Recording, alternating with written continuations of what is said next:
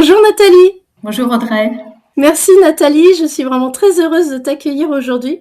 Alors tu es conseillère agréée en fleurs de bac du côté de Nantes et tu accompagnes des personnes qui vivent des périodes difficiles, notamment des personnes en deuil, pour les aider à traverser ces tempêtes émotionnelles avec plus de douceur.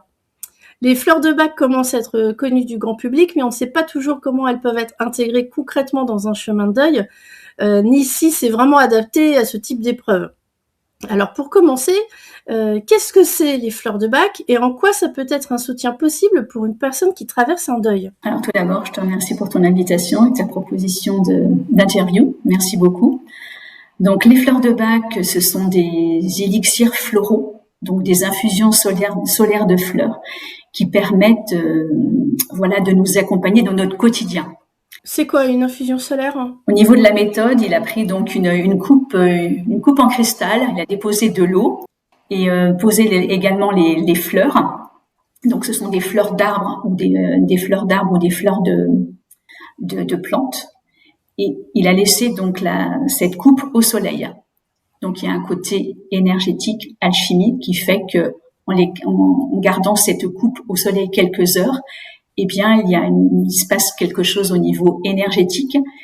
Ensuite, au bout de 3-4 heures, on enlève les fleurs, on récupère l'eau, on filtre, on rajoute donc du brandy pour la conservation, donc moitié brandy, moitié l'eau qui a été justement dynamisée, et donc c'est ce qui constitue l'élixir mère. D'accord. Alors une fois qu'on a l'élixir mère, qu'est-ce qu'ils en font? Eh bien, il est à nouveau dilué, comme la méthode s'inspire de l'homéopathie, il est à nouveau dilué, et c'est ce qu'on trouve, et c'est donc les mélanges que l'on peut trouver donc dans des magasins.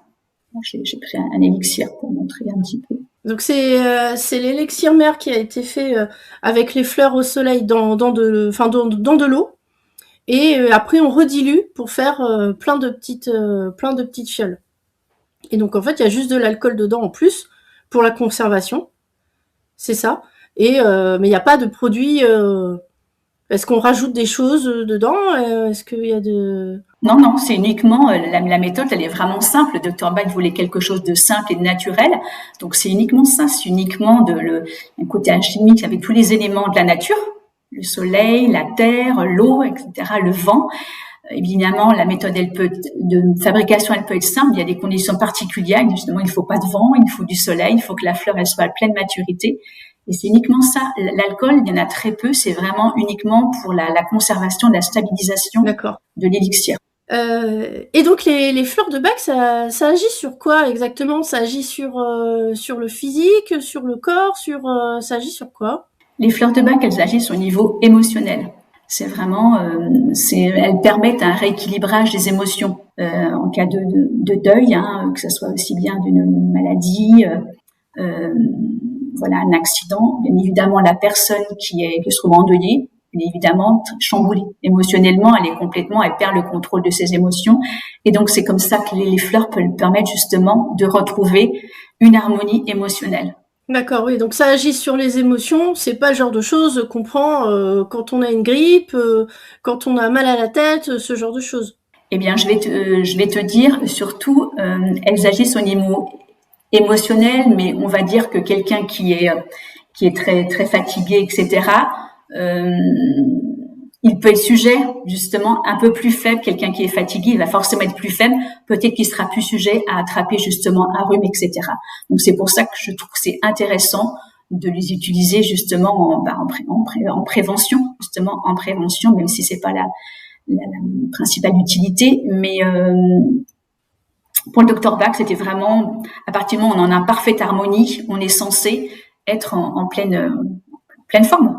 Donc, c'était la façon. Oui, donc sa philosophie, c'est quoi? C'est soigner l'âme et le corps suivra? C'est un peu ça? Oui, c'est d'équilibrer le corps, l'âme et l'esprit. Donc pour lui, il trouvait qu'il y avait une influence de l'esprit sur le corps, et il avait la conviction qu'il fallait s'attacher justement à la personne dans sa globalité, et non pas forcément à ce qu'elle quelqu'un qui a un rhume, on va pas forcément s'attacher à ce qu'elle a au niveau d'un rhume, c'est vraiment ce qu'elle ressent. Quelqu'un, par exemple, qui est très très impatient, il va vouloir que son rhume passera rapidement. Quelqu'un qui est d'une nature un petit peu à se décourager, ça va pas forcément être agréable, mais c'est un petit peu la façon dont il va se comporter. Donc c'est vraiment en fonction de la personne. C'est pour ça que la méthode, elle est vraiment personnalisée, individualisée. C'est vraiment cas par cas et en fonction justement du caractère et de la personnalité de la personne. Donc les fleurs de Bach ne remplaceront jamais un traitement médical de toute façon. C'est important de le rappeler, les fleurs de Bach sont classées dans la catégorie des compléments alimentaires. Elles sont là en soutien, en appui au niveau émotionnel.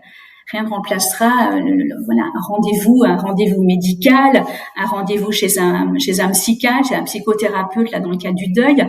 Elles sont là vraiment pour agir au niveau d'un rééquilibrage émotionnel. Elles sont là en complément, en appui. Oui, voilà, c'est pas parce qu'on prend des fleurs de Bach qu'il faut arrêter son traitement, au contraire.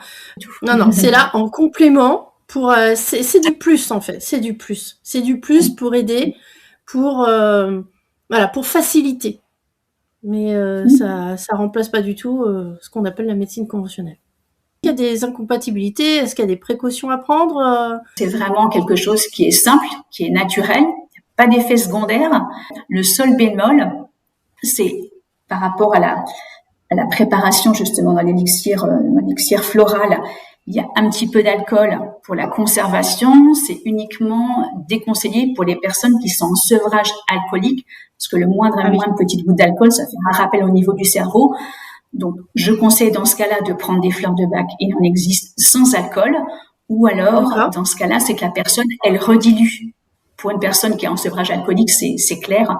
Il faut prendre des fleurs sans alcool. Il y a des laboratoires, ça existe. Maintenant, par exemple, si pour une femme qui est enceinte ou pour un bébé, j'ai eu l'occasion de faire une préparation pour un bébé il y a 2 ans, eh bien, on peut rediluer. Comme la méthode, elle s'inspire de l'homéopathie, on redilue. Je dis pas que plus ça va être dilué, mais ça n'a pas d'importance de toute façon. Ce n'est pas forcément utile de prendre les élixirs directement dans la bouche de toute façon. Donc, et là pour un bébé, la maman avait mis les gouttes soit dans la nourriture, soit le biberon. La nourrice également, et donc elle a pris elle faisait plusieurs prises par jour, et donc il n'y a pas eu de souci. Et elle a pris des élixirs floraux avec un peu d'alcool, mais ça a été redilué. Oui. Donc il n'y a pas de souci. Donc le seul bémol, c'est pour les gens qui sont en sevrage alcoolique. Sinon, ça s'adresse aussi bien aux êtres humains, donc aux enfants, aux bébés, aux femmes enceintes, même aux animaux et aux plantes. Ah, les plantes aussi. Tout ce qui est vivant. Oui, à tout ce qui est vivant, tout ce qui est vivant. Ouais. Donc ça sert les fleurs de Bach servent à notre bien-être émotionnel, ça soutient le deuil dans la gestion des émotions. Est-ce que sur quel type d'émotion ça peut agir par exemple? Alors le docteur Bach a donc identifié 38 fleurs qui correspondent à 38 états d'âme humaines. Je peux juste montrer rapidement si on va voir. Voilà, elles sont toutes. Qu'il a classées en 7 groupes, en 7 familles. La famille de la peur, de l'incertitude, du manque d'intérêt pour le présent, du souci excessif au bien-être des autres. Et donc, et parmi ça, il a donc aussi identifié 12 fleurs qui correspondent à 12 guérisseurs, qui correspondent à nos personnalités. Maintenant, au niveau d'un deuil, évidemment, comme c'est propre à chacun, c'est personnel à chacun, suivant la relation que l'on a avec la personne, aussi bien de manière familiale, au niveau personnel, par rapport au décès en lui-même, on ne vivra pas les mêmes émotions. Donc, ça peut être l'état de choc. Je dirais que l'état de choc, donc celle que j'ai montrée, l'étoile de Bethléem, qui est vraiment la fleur. Je ne veux pas dire que c'est la fleur du deuil, mais quand la personne ressent vraiment un état de choc, vraiment une énorme tristesse, une grosse blessure émotionnelle, donc c'est la fleur qui peut vraiment apporter de la consolation et du réconfort. D'accord. Maintenant, un élixir, un mélange qui peut être intéressant, c'est donc celui qui est le plus connu, c'est le mélange qui a été créé par le docteur Bach, c'est le remède d'urgence, le Rescue. Donc là, c'est une synergie de 5 fleurs qui est vraiment intéressante à utiliser quand on ressent justement on est déconnecté de la réalité.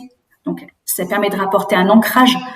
Il y a aussi l'étoile de Bethléem, donc qui permet justement d'apporter un réconfort, une consolation. Ensuite, il y a l'impatience. l'impatience, qui est la première fleur qui a été découverte par le docteur Bach. Ah oui, l'impatience, le nom de la fleur, pas l'impatience, le fait d'être impatient. Les deux. Ah, c'est les deux. Justement, l'impatience, le nom de la fleur, parce qu'en fin de compte, pour venir, petite parenthèse, donc c'est la première fleur du système qu'il a découvert, c'est-à-dire il a fait une analogie entre le geste de la fleur et la personne. C'est-à-dire que la façon dont pousse la fleur, justement, elle ressemble au comportement de la personne. Dans sa salle d'attente, il avait justement des personnes qui étaient très, très agitées, très tendues, qui voulaient passer évidemment après devant tout le reste des... Exactement, avant. Et donc, cette fleur d'impatience dans la nature, elle pousse très vite. Elle pousse, la tige est très tendue et autour, il n'y a pas d'autres fleurs. Donc, c'est vrai qu'il a vraiment fait le parallèle, l'analogie entre la façon dont pousse la fleur et la personne. C'est comme ça que justement qu'il a trouvé tout son système. Il n'a pas choisi des fleurs au hasard. C'est vraiment la façon dont pousse la fleur qu'il l'a justement orienté vers certaines fleurs. Et donc, pour en venir au remède d'urgence, justement, il y a donc cette fleur d'impatience. Quand on se sent irritable, énervé, tendu, donc là c'est le défaut, le côté négatif de émotionnellement parlant. Donc en prenant justement, en l'ayant dans son mélange, eh bien ça permet justement d'apporter de la détente à la personne. C'est toute une question d'équilibre. Dans ce mélange justement du remède d'urgence, donc j'ai parlé donc de l'impatience, j'ai parlé de l'étoile de Bethléem. Ensuite, il y a donc la déconnexion. Quand on est état de deuil, on peut vraiment être en parlant un peu plus de manière imagée, perchée, c'est-à-dire qu'on est déconnecté de ce qui se passe dans le présent. Et donc cette fleur-là va permettre de revenir au présent. Que la personne aussi se sent déconnectée, c'est-à-dire qu'elle vit son deuil et donc pour elle est complètement abattue. Le temps s'arrête et le temps continue tout autour. Et justement, elle se sent aussi déjà déconnectée. On a un peu du mal elle comprend évidemment, mais en même temps en se disant mais comment ça se fait, comment c'est possible. Donc c'est vrai que là cette fleur agit sur ce sentiment de déconnexion, quoi. Exactement, tout à fait. C'est ça en fait. Elle revient. Et d'ailleurs, par rapport au groupe, justement, cette groupe, elle fait partie du manque d'intérêt pour le présent. Justement, on n'est pas dans le présent. On n'est plus dans la réalité. Ce sont souvent dans un autre domaine. Les gens qui sont rêveurs, ce sont des artistes. Dans le cas du deuil, les gens, ils sont plus dans le présent. Enfin, ils sont plus connectés au moment, à la situation. Donc, mais bien évidemment, c'est tellement un chamboulement émotionnel que ça s'explique. Oui, ils ont tendance à rester bloqués dans le passé parce que c'est trop dur justement ce présent sans la personne décédée. Ils sont plus dans la réalité, ils sont déconnectés. Là, j'ai vu récemment une personne et je sens à son regard qu'elle est pas là. En fait, je le sens. Ah oui. Donc ouais, je le sens. Il y a un ressenti, on sent qu'il y a un regard qui est fuyant, pas là. Tu vois. Mais ça, c'est un ressenti. Moi, je ressens les choses en voyant les gens, c'est un ressenti personnel. Et donc, cette fleur-là, elle va apporter de l'ancrage, c'est la clématite. Donc ensuite, et l'autre fleur, donc c'est roc rose, l'hélianthème. Dans le cas d'un deuil, on peut être on peut tétaniser, on est cloué sur place, on est vraiment, on est bloqué, on est en état tétanisé. Et donc cette fleur, elle permet justement, dans la famille des peurs, de retrouver un dépassement de soi, de se surpasser et ne pas rester en état de blocage. Oui, il y a beaucoup de gens qui disent qu'ils se sentent figés. Ils restent par exemple bloqués sur le canapé. Et ils restent là pendant des jours et ils se disent bon, il faut que je bouge, bon, il faut que je fasse quelque chose, mais ils n'y arrivent pas en fait. Oui. Cette fleur, quand on donne un autre contexte, j'en parle pour les enfants, je trouve que c'est le super-héros, c'est-à-dire qu'en fin de compte, c'est le courage héroïque quand on est en état, on n'arrive pas, on ne peut pas, on est bloqué. Et cette fleur, elle permet de dépasser, de surmonter ses peurs. Bien sûr, on en vit tous des peurs, mais c'est un état supérieur à une peur d'une araignée, la peur par exemple de la maladie, la peur de la mort. C'est vraiment un état, on est figé, on est scotché, on peut pas. Et donc cette fleur, elle permet vraiment d'un dépassement de soi. Donc la synergie des 5 fleurs, je dirais, c'est vraiment intéressant justement pour le cas pour le cas du deuil, justement, ça te permet, avec ce mélange, de faire face justement au choc, à la sidération, à la déconnexion, à la perte de contrôle de soi. Quand on est en état, tout à l'heure, j'en parlais justement de perte de contrôle de soi. On est en état comme une cocotte minute, on explose en gestes, en paroles, on perd le contrôle. Et c'était la dernière fois, j'y reviens un petit peu. Elle permet d'apporter du calme intérieur, vraiment intérieurement, de plus sentir en état de bouillonnement. Et vraiment, cette synergie, je dirais que pour le deuil, ce n'est pas le mélange pour le deuil, parce que on parle du remède d'urgence. Comme le pompier, c'est pour les états d'urgence, de crise. Et bien évidemment, l'état de choc d'un décès, d'un deuil, évidemment, c'est un mélange qui peut être aidant. Maintenant, j'ajouterais que ce mélange, on ne doit pas le prendre pendant 3 mois. C'est-à-dire que au niveau des fleurs, qu'est-ce qui fait que justement, on a besoin, peut-être que c'est quelqu'un qui est déjà très nerveux ou quelqu'un qui est souvent déconnecté. Donc après, ce qui est intéressant, c'est de faire un travail pour décortiquer et d'aller plus en profondeur que de prendre systématiquement ou sur du long terme le remède d'urgence. Ah oui, d'accord. Donc on peut le prendre au début comme ça parce qu'on en a besoin tout de suite et comme tu dis, il est prêt directement, il est tout fait en fait dans les magasins. Mais qu'après c'est pas une fin en soi parce que c'est pas forcément adapté sur le long terme pour aux personnes en fait. C'est ça? Exactement. Je vois dans d'autres cas de figure, j'ai des personnes qui le prennent régulièrement. Le docteur Bach, ce qu'il voulait justement, c'est de trouver une méthode personnalisée. Bien évidemment, quand il a créé ce mélange, c'était vraiment pour aider les gens. Maintenant, l'intérêt, comme tout à l'heure, je montrais justement les 12 personnalités. On a tous, à la naissance, on a tous un trait de caractère. Maintenant, au fil des épreuves, aussi bien même des relations personnelles, professionnelles, sentimentales, éducation, tout ça, on rajoute des manteaux de plein de couches, et puis on avance comme on peut. Et puis, parfois, on se retrouve justement un petit peu justement ne plus avoir la personnalité qu'on avait à la base. Et donc, bien évidemment, le docteur Bach, il a donc créé ce mélange. Maintenant, rien ne remplacera justement un accompagnement personnalisé. Parce que là, au niveau d'un deuil, évidemment, ça va aider. Alors, je dis un mois, je ne sais pas. Ça va vraiment être aidant pour la personne, parce que c'est vrai qu'avec la synergie des 5 fleurs, c'est vraiment les émotions, elles sont vraiment adaptées. Maintenant, quelqu'un qui prend ça pendant 6 mois, non, il faut essayer de chercher. En plus, il y a d'autres états émotionnels qui peuvent être aussi en lien. Quand on ressent, par exemple, on a une perte d'envie.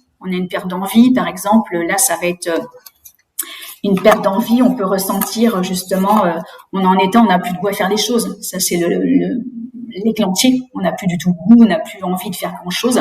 Donc cette fleur-là, elle permet de retrouver de la joie, de l'envie d'avoir envie, c'est ce que je dis souvent, la phrase, la chanson de Johnny, l'envie d'avoir envie, c'est ça, trouver les petites étincelles, justement, et de la joie. Ensuite, ça peut être aussi, on peut ressentir de la colère. Donc, la colère aussi, ça c'est Oli, c'est le ou. Tout le monde connaît le ou. Quand on ressent justement quelque chose qui pique, mais justement, cette fleur, elle va permettre d'ouvrir son cœur par rapport à la haine, de la jalousie qu'on peut ressentir vis-à-vis de personnes qui ont encore par exemple leurs proches et c'est vraiment quelque chose qui va être aidant. Dans le manque d'intérêt pour le présent, on a aussi le chevreuil. Honeysuckle, c'est pareil quand on en ressent de l'inquiétude, par exemple pour ses proches. Il y a tout un panel de fleurs et c'est pour ça que c'est intéressant de décortiquer. Malgré tout, le remède d'urgence, c'est le pompier, c'est vraiment l'urgence. Il porte bien son nom et on nous dit souvent de l'avoir dans son sac. C'est pas pour autant qu'on va l'avoir, mais de l'avoir à portée de main s'il nous arrive quelque chose. Mais c'est un mélange vraiment qui est vraiment intéressant par rapport à. Là, j'accompagne quelques personnes dernièrement, une personne qui a perdu son papa il y a quelques mois, et c'est vrai que je ne sais plus si elle a pris le remède d'urgence. Enfin, toujours est-il qu'elle ressentait par exemple beaucoup de culpabilité par rapport à ce décès. Donc quand elle est venue, il y avait beaucoup de pleurs et donc je l'ai accompagnée avec l'étoile de Bethléem par rapport justement au choc parce qu'on n'est toujours pas remise par rapport au décès de son papa. Mais il y avait aussi la culpabilité. Donc j'ai mis aussi en même temps cette fleur. La culpabilité, c'est le pain. Donc cette fleur-là, quand on ressent l'émotion négative de la culpabilité, on s'en veut, on se juge mal. Donc cette fleur-là, pour revenir à l'équilibre, parce que c'est ce qu'elles permettent les fleurs, le rééquilibrage émotionnel, eh bien se prendre de la distance, c'est accepter, chacun fait des erreurs, on fait de son mieux. Et je l'ai revue la semaine dernière, mais elle avait un visage lumineux, elle avait fait un chemin déjà au niveau c'était pas du tout la même énergie. Évidemment, elle est encore dans le de son papa, ça va faire 6 mois, mais elle a vraiment fait du chemin. Alors qu'au premier rendez-vous, je sentais que c'était très douloureux. Elle avait, en plus de la douleur, il y avait d'autres émotions à côté. Donc c'est ça. Donc on adapte au fur et à mesure en fonction de la personne. Chaque deuil est différent. Parce que c'est vrai aussi que quand on est en deuil, des fois, on a toutes les émotions d'un coup, en même temps, on vit tout en 5 minutes, on passe d'une émotion à une autre, et je pense qu'on en arrive à une situation où on ne sait plus ce qu'on ressent, on ne sait plus... limite, on aurait envie de toutes les prendre en se disant, de toute façon, moi, je vis tout, là. Donc, comment on peut faire dans ces cas-là, quand justement, on a l'impression qu'il nous faut tout, quoi. Même dans d'autres cas de figure, évidemment, on a l'impression qu'il nous faut tous, mais bien évidemment, les 38 fleurs, ce sont toutes des états d'âme humaines. Donc, bien évidemment, ce sont des émotions qu'on ressent au cours de la journée. Maintenant, les émotions, c'est normal, est-ce qu'on en vive, bien évidemment. Maintenant, quand on tombe plus régulièrement dans certains états émotionnels, c'est là que justement qu'il y a, entre guillemets, à travailler, à essayer d'utiliser certaines fleurs justement pour équilibrer ça. Et dans le cas d'un deuil, je dirais le remède d'urgence va être vraiment très très utile. Maintenant, ça va être adapté là pour le cas de ma cliente par rapport à cette culpabilité, par rapport à cette nostalgie de ce qu'elle faisait avec son papa, etc. Moi, je vais questionner là, au niveau d'un rendez-vous, je questionne la personne par rapport à ce qu'elle ressent. Et moi, je vais traduire ces émotions en élixir floral. Donc, par rapport à ces émotions à elle, il va y avoir un mélange. Pour un autre cas de figure, ça ne sera pas les mêmes émotions. On est tous, je dirais qu'on a tous un cerveau, on est tous constitués de la même façon, même au niveau émotionnel. On est tous différents. Donc, c'est vraiment propre et unique à chacun. Donc, c'est vraiment l'intérêt d'aller voir quelqu'un une personne agréée, parce que, attention, on peut alors, il n'y a pas de... Je crois qu'il y a... Enfin, si, il y a des certificats agréés qui viennent vraiment de la... Je sais plus, c'est la Fondation Bach, non? Ou je me souviens plus... Le centre Bach. Le centre Bach en Angleterre. Voilà, le centre Bach. Donc, il y a des personnes agréées, mais c'est vrai que n'importe qui, en fait, peut se prétendre spécialiste des fleurs de Bach. Il n'y a pas de vérification derrière. Donc, c'est important d'aller voir quelqu'un qui est agréé du centre Bach pour être sûr qu'il a eu la formation adéquate. Parce que, comme tu le disais, il y a 38 fleurs avec 38, en gros, émotions attachées dessus. Mais c'est pas si simple que ça. Sinon, il suffirait de regarder et puis de faire sa petite tambouille soi-même. Mais ce que je veux dire par là, c'est que il est important, je pense certainement, d'aller voir quelqu'un qui sait justement prendre du recul sur ce qu'on vit et se dire, les émotions les plus importantes qu'elle vit, enfin les plus importantes, c'est pas importance dans le sens où il y en a une qui est pas importante, mais les plus flagrantes ou celles qui prennent le plus de place, je cherche mes mots, sont celles-là, et donc c'est là-dessus qu'il faut travailler en premier, pardon. Alors, en fin de compte, oui, aller voir un conseiller agréé en fleurs de Bach, donc qui dépend du centre Bach en Angleterre. Donc, on a évidemment un certificat. On dépend d'un code de pratique qu'on a signé pour nous engager, justement pour s'engager à bien respecter certaines, voilà, toute une réglementation. Maintenant, le docteur Bach, il voulait que la méthode soit simple. Donc après, et qu'il voulait aussi qu'il y ait des fleurs de Bach dans toutes les familles. Donc, quelqu'un qui a un petit peu de connaissance, il pourra toujours acheter un élixir et l'utiliser par lui-même. Malgré tout, d'aller rencontrer quelqu'un, un conseiller agréé, il y aura un regard, il y aura un recul qui permettra justement de mettre en lumière, justement, c'est les émotions qu'il faut rééquilibrer. Et ça, c'est pareil, c'est à nous, par rapport à notre questionnement, de voir ce qui est le plus important en lien avec la personne. La personne, si elle emploie souvent la culpabilité, évidemment, c'est quelque chose que je vais mettre dans son flacon. C'est vraiment ce qui est important pour elle au moment présent. Il faut toujours revenir au moment présent, et c'est nous qui allons lui suggérer des fleurs, et c'est la personne, c'est le client qui valide le mélange. Nous, on est juste là pour traduire les fleurs. D'accord. On travaille vraiment parce qu'on a la connaissance. Maintenant, c'est la personne qui valide le choix des fleurs et qui prépare son mélange. Donc, D'accord. Donc, si la personne se débrouille toute seule, bah, elle craint rien. La seule chose, à la rigueur, ce serait que ce soit pas forcément le plus efficace si jamais elle a pas bien identifié,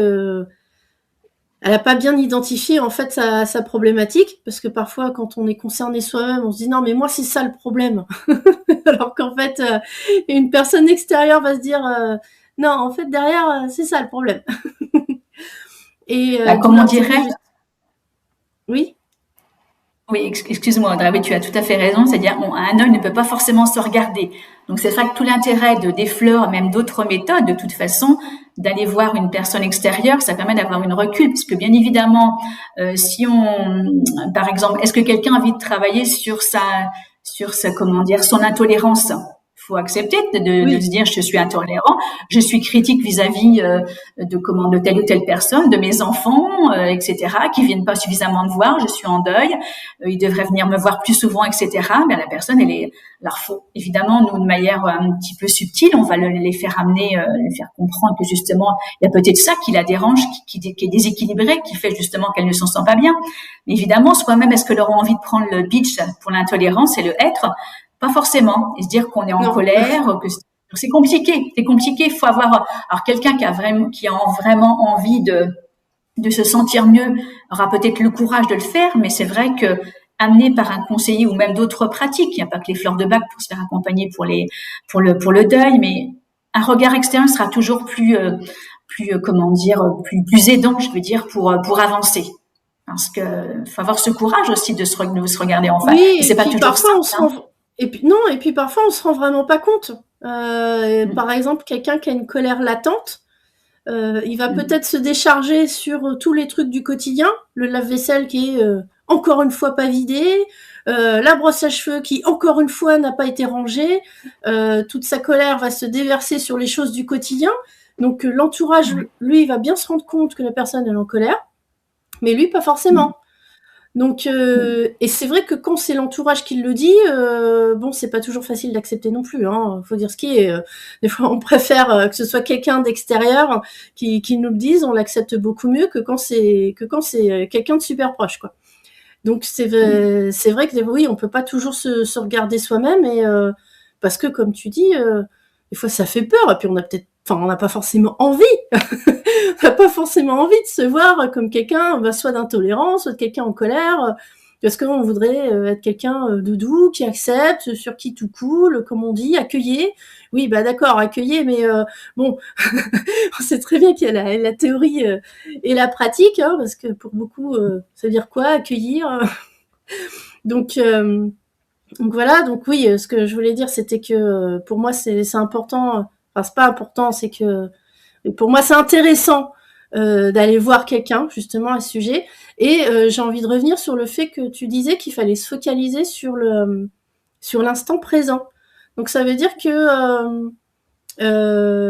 imagine, on vient te voir donc pour suite à un deuil, on repart avec notre petit flacon, et ça dure combien de temps? Enfin, ma question derrière, c'est en fait, on peut avoir une certaine problématique pendant 1 mois, 2 mois, 3 mois, je sais pas combien de temps. Quand est-ce qu'on se rend compte que là, faudrait peut-être changer? Est-ce qu'il y a un rythme particulier? Comment on fait en pratique? Il y a beaucoup de questions dans ta question, on va dire. Alors, nous, rien n'est imposé. La personne qui fait la démarche dirait qu'elle a déjà fait 50% déjà du chemin. Déjà, le fait d'être revenue par elle-même et pas forcément poussée un petit peu par quelqu'un d'autre. Déjà, elle a fait 50% du chemin. Maintenant, on va lui proposer elle va nous parler de ses émotions, la colère, l'intolérance, tout ce qu'elle a envie de nous faire part. Après, justement, par rapport à l'intolérance, pour en revenir à cet exemple, si on arrive à lui expliquer que c'est l'émotion qu'elle ressent et que ça pourrait être plus confortable pour elle, qu'elle prenne du recul par rapport à ça, eh bien, dans ces cas-là, on lui propose, et si elle est OK, on le met dans son mélange. Maintenant, si elle ne veut pas, il n'y a pas de problème, c'est elle qui avance à son rythme. Donc, elle va avoir un mélange, donc sous cette forme-là, en flacon compte-gouttes, ou alors sous forme de spray. Là, c'est mon mélange en ce moment, sous forme de spray. Donc, elle va l'avoir pendant 3 semaines à raison de 4 prises par jour. Donc, mais comme c'est plus simple que l'homéopathie, voilà, ça sera 4 prises par jour, du matin au réveil jusqu'au moment du coucher. Et après, on fait pour le mieux pour les répartir les 4 prises. Et puis, c'est un mélange pendant 3 semaines. Maintenant, oui, parce que, pardon, je précise pour ceux qui connaissent pas, c'est vrai que l'homéopathie, des fois, c'est à prendre toutes les heures, telle couleur à telle heure, telle couleur à telle heure, et c'est vrai que c'est très, c'est pas simple en fait à mettre en place. Il faut y penser parce que toutes les heures, ça revient vite quand même. Hein. Donc là, ce que tu veux dire, c'est que c'est quand même plus souple à intégrer dans sa vie quotidienne les fleurs de bac que l'homéopathie. Même si on n'est pas du tout sur le même registre. Oui, alors c'est ce que voulais, je reviens, tu as tout à fait raison. Le docteur Bach, il s'est inspiré de l'homéopathie, mais il voulait que ce soit plus simple comme l'homéopathie. Donc il n'y a pas la contrainte que l'homéopathie, par exemple, c'est un quart d'heure avant le repas. Donc là, c'est vraiment, oui, il y a aussi cette contrainte. Donc là, le but, c'est de les répartir au mieux. Donc ce qui est important, c'est le matin au réveil et le soir au coucher. Après, on fait comme on peut. Évidemment, ce week-end, on fait une grasse mat, par exemple. Bon, ça va être un peu décalé. Je donne un exemple. Mes filles, quand elles ont commencé à en prendre, elles allaient à l'école. Il était hors de question qu'après, elles en mélangent avec elles sur elles, parce que c'est un flacon vert. Donc, elles prenaient une prise le matin, au goûter, au moment du repas et avant de se coucher. Bien évidemment, les prises en fin de journée étaient rapprochées, mais l'essentiel, c'est les 4, c'est ça qui est important. Bach, il voulait vraiment que ça soit simple et que les gens, justement, parce que si c'est un peu trop contraignant, les gens, ils vont perdre un petit peu le fil. Et c'est pas le but. Et pour revenir avec ton autre question sur le nombre de cures, donc là, c'est une cure de 3 semaines. Maintenant, ces personnes, c'est à elles de décider si elles vont continuer le chemin. Donc, 3 semaines, après, on fait une pause d'une semaine, et après, on voit ce qu'il y a encore. Je peux montrer la petite poupée. Justement, on enlève des couches. Tout à l'heure, je parlais de couches. Qu'est-ce qui est encore présent? Peut-être que la culpabilité, lors de du deuxième rendez-vous, elle sera plus présente. Dans ce cas-là, on la mettra pas dans le flacon.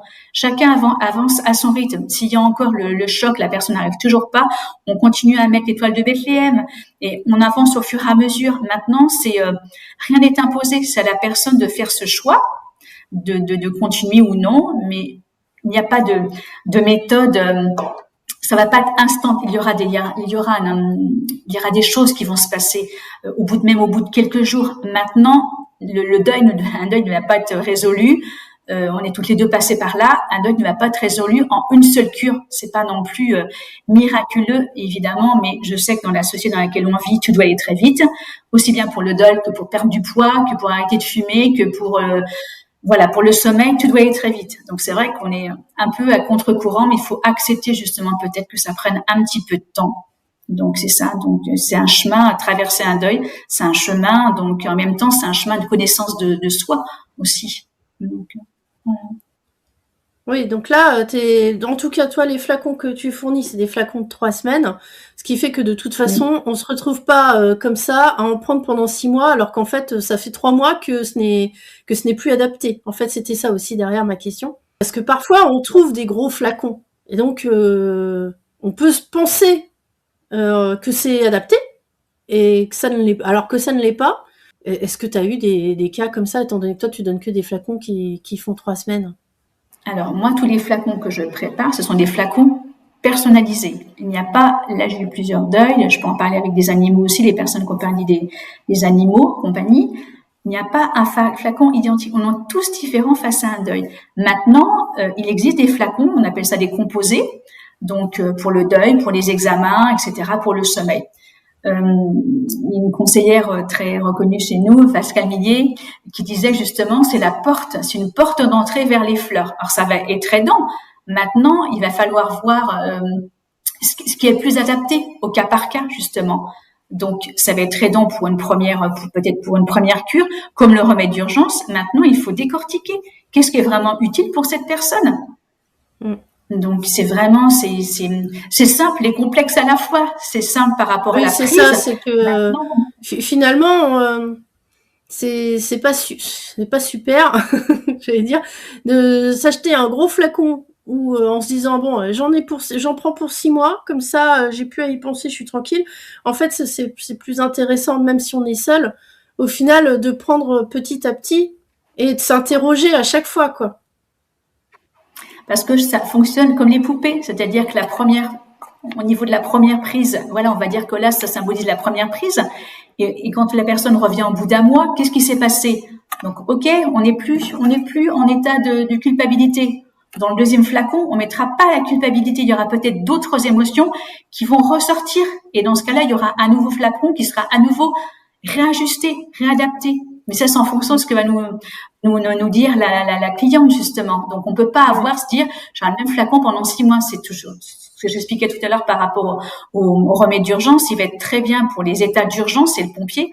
Maintenant, l'avoir pendant 6 mois, ça va pas forcément être, il y a d'autres choses, d'autres émotions, justement, à rééquilibrer. Donc c'est pour ça que ça va pas être le gros flacon. De toute façon, il peut pas y avoir de gros flacons, ça n'existe pas. Ce sont tous des flacons de 30 ml de toute façon. Mais on peut pas. Je veux dire, les émotions, il y a des émotions qui vont être ponctuelles, d'autres qui vont être un petit peu plus cristallisées. Il va falloir justement un peu plus, pour lesquelles il va falloir un peu plus revenir. Mais c'est vraiment, on va enlever des couches au fur et à mesure pour que la personne qui est venue pour le décès de son papa, elle avait un premier mélange. Et elle est venue la semaine dernière, c'est clair que la culpabilité, eh bien, on l'a pas mise, on a mis autre chose. Parce que déjà, elle allait beaucoup mieux, là, et on a, comment dire, je lui ai proposé en fonction de ce qu'elle vivait, d'émotions dont elle m'a fait part, on est parti sur d'autres fleurs. C'est vraiment, tout bouge. Enfin, je veux dire, quand on se lève le matin, quelles émotions, qu'est-ce qu'on va ressentir? Est-ce qu'on va tout de suite être en colère ou énervé parce qu'on est en retard? On sait pas. Entre le matin et le soir, on peut pas savoir. Donc, évidemment, dans le cadre d'un deuil, il y a des émotions, bien évidemment, comme l'étoile de Bethléem par rapport au choc, peut-être de ressentir aussi comment tout à l'heure, qu'est-ce que j'avais mis, peut-être de la nervosité, Après, il peut y avoir une espèce d'injustice. Pourquoi ça m'arrive, etc. C'est injuste. La verveine, pourquoi? C'est ça, c'est injuste. Et puis là, l'état aussi de Willow, c'est le saule. Pourquoi ça m'arrive à moi? Pourquoi moi? C'est différent, c'est subtil par rapport à la verveine. Hein. Là, c'est le côté injustice. C'est les gens qui sont un petit peu, comment dire, c'est la fleur de l'enthousiasme. Hein. C'est vrai, un niveau d'excitation, etc. Là, Willow, le saule, c'est vraiment, mais c'est le Calimero. Mais pourquoi moi, etc. Mais justement, quand on en a cet état-là, on peut justement, en mettant cette fleur, ça va permettre de réajuster en disant, eh bien, chacun fait de son mieux, que c'est pas forcément les autres qui sont 100% responsables. Je dis pas qu'on est responsable d'un deuil, bien évidemment, mais que chacun doit prendre sa part, et puis ça va permettre justement de rééquilibrer cet état où je vais sans arrêt se morfondre. Oui, ou sans chercher un coupable, sans chercher un coupable extérieur, des fois juste arrêter de chercher un coupable, ou j'allais dire de se rendre coupable aussi, coupable des choses. C'était par rapport au mot responsabilité. Qu'est-ce que je voulais dire? Non, je sais plus. Non, tant pis. Je sais plus. Alors, oui, j'ai une question. Est-ce que ça marche si on n'y croit pas? Alors, je vais citer une auteure Bach. Ne me croyez pas, expérimentez. Ce que pouvait aller, le pire, c'est d'aller mieux, on va dire. Le pire, c'est d'aller mieux, justement. Oui. Parce que tout à l'heure, j'expliquais qu'on peut utiliser aussi bien pour les animaux que pour les enfants. Les enfants, ils savent pas du tout. Il y a un échange avec la maman qui fait que tout à l'heure je parlais d'un exemple d'un bébé d'un an. C'est pas elle qui m'expliquait ses émotions, c'est la maman qui me les a traduits. Et le bébé a eu que 3 fleurs dans son flacon. Et puis, et d'ailleurs j'avais proposé aussi une fleur pour la maman pour pas qu'elle s'inquiète, parce que comme les enfants ce sont des éponges émotionnelles, bien évidemment sa maman s'inquiète, le bébé va ressentir. Donc on va pas. Donc c'est ça, faut vraiment. Donc parfois quand c'est pour les enfants, c'est intéressant aussi de proposer aussi aux parents. Mais le bébé ne savait pas ce qu'il avait dans son flacon. Donc quand on dit ne me croyez, mais je n'y crois pas. Le bébé, par contre, l'enfant, par contre, lui, il a confiance. il se dit si papa ou maman me donne ça, c'est que ça marche. Donc d'un côté, il croit pas forcément au produit, mais il croit par l'intermédiaire de son parent, alors qu'un adulte, pourrait se dire non mais moi je n'ai pas envie d'essayer, de toute façon ça marche pas quoi. Oui, alors Bach dirait ne me croyez pas, c'est vraiment des citations qu'on rappelle souvent en tant que conseillère, c'est ne me croyez pas expérimenter. Qu'est-ce que vous avez à perdre? C'est juste d'aller mieux. Alors après, Oui, je comprends, c'est un chemin. Il faut avoir envie d'aller mieux. Parfois, dans le cadre d'un deuil, et même dans d'autres cas de figure, c'est trop compliqué. Les gens, ils préfèrent, entre guillemets, rester dans leur inconfort parce que ça demande un effort trop important. C'est trop difficile d'aller voir un conseiller, même d'autres pratiques, même d'autres praticiens, même un psy, etc. Parce que je rappelle que c'est compatible de toute façon, on travaille sur les émotions. Donc c'est trop compliqué et c'est vrai que on aura envie, quand on est dans l'accompagnement, d'aider, mais maintenant, non. On ne pourra pas sauver de toute façon, on ne pourra pas sauver les gens. Maintenant, c'est à la personne de faire la démarche. Et si elle la fait pas, eh ben, c'est OK. C'est OK. On peut être là d'une autre façon, en proposant une écoute, déjà, rien qu'une écoute. Une écoute, aller proposer, j'ai écouté un podcast récemment, d'aller marcher avec la personne, etc. D'autres moyens, si elle ne veut pas forcément prendre des fleurs ou d'autres méthodes. Ça peut être trop difficile pour la personne de vouloir changer. Elle vit dans son inconfort, mais ça peut être aussi choisi parce que c'est trop compliqué d'aller mieux aussi. Oui, c'est parce que ça peut être pas être prête. Et je suis en train de me dire, du coup, vaut mieux pas faire préparer un flacon pour le donner à la personne non plus, parce que si c'est pas elle qui raconte elle-même ses émotions, ça va pas fonctionner. Pas du tout. Indépendamment du deuil, j'ai eu des personnes, entre des amis, qui me demandaient, tu pourrais me faire un flacon pour mon conjoint? Ah, j'ai dit non. Hors de question, parce que dans ce cas-là, ça veut dire que je ne connais pas les émotions, les mots exacts, parce qu'on est là pour traduire en fonction des mots que dit la personne, traduire les émotions en fleurs. Puis après, j'ai dit, dans ce cas-là, c'est à toi de travailler, c'est-à-dire que tu es inquiète. Donc, tu es inquiète pour ton conjoint, donc c'est à toi c'est ça. Après, c'est complexe, hein. C'est vrai que si on creuse un petit peu, ok, ça veut dire que toi, tu es impatiente parce qu'il n'est pas forcément très bien, etc. Ou tu es inquiète pour lui. Donc, dans ce cas-là, prends la fleur, l'inquiétude, c'est le marronnier rouge, hein, inquiétude pour son proie. C'est ça. Et c'est pas possible. Donc, moi, je refuse. Je refuse, parce que c'est pas comme ça que la méthode, c'est pas comme ça que ça fonctionne. Même si je comprends que mon amie, elle ne se sent pas bien parce que pour qu'elle ait X raison, c'est à la personne de faire la démarche. Et après, on peut être qu'inspirant. Si la personne cette personne se sent bien, son conjoint peut se sentir, avoir envie justement d'aller mieux en voyant, en ayant l'exemple à côté de lui. Et s'il veut pas, c'est OK. C'est OK, on peut pas obliger, hein. Et même pour les enfants, je demande souvent, évidemment, 1 an, c'était différent, mais les enfants qui ont 5-6 ans, je demande souvent à la maman, écoutez, demandez à l'enfant s'il est d'accord, expliquez-lui, etc., pour que l'enfant soit OK, parce que les enfants, ils ont aussi leur tête. Je peux avoir une tête qui leur revient pas, et c'est vrai, et c'est OK. Donc, voilà. Alors, donc dis-moi, qu'est-ce que tu proposes dans ton cabinet? Donc, tu es situé près de Nantes? Oui, j'habite dans le vignoble nantais, donc je propose des rendez-vous en présentiel. Ça peut être également si un rendez-vous par téléphone, il n'y a pas de problème. Je vais pas être dans le jugement si la personne elle peut pas forcément venir me voir. De toute façon, à partir du moment où elle met des mots sur ses émotions, moi que je vais les traduire, et après j'enverrai le flacon, il n'y a aucun souci. C'est vraiment la méthode qui lui correspond. Donc en présentiel, par téléphone, en visio. Après, j'organise également des ateliers sur des thèmes. Là dernièrement, c'était sur la ménopause, la charge mentale. Et donc, ça permet aussi à moindre coût de découvrir un petit peu les fleurs, parce que c'est vrai que les gens ne connaissent pas encore très bien. Alors, c'est connu dans le monde entier, les fleurs de Bach. Maintenant, il y a encore des gens qui ne connaissent pas encore. Donc, ça permet de découvrir avec d'autres personnes, justement, de repartir avec un mélange suivant le thème abordé. Et puis après, d'entamer, justement, comme j'expliquais, peut-être justement un cheminement vers soi. J'ai une personne qui avait fait un AVC, qui est venue justement, 2 AVC, pardon, qui est venue en atelier, qui est venue après, maintenant, elle vient en rendez-vous individuel. Elle a eu envie de faire ce chemin pour mieux apprendre à se connaître, puis se sentir mieux aussi dans son quotidien. D'accord. Alors, on peut te trouver où du coup? Tu as un site internet? Oui, donc mon site internet c'est www.fleurdebac44.fr et puis D'accord, je vous je suis remets sur les réseaux. l'adresse, pardon, je vous remets l'adresse, en bas de l'écran, vous allez pouvoir, voir.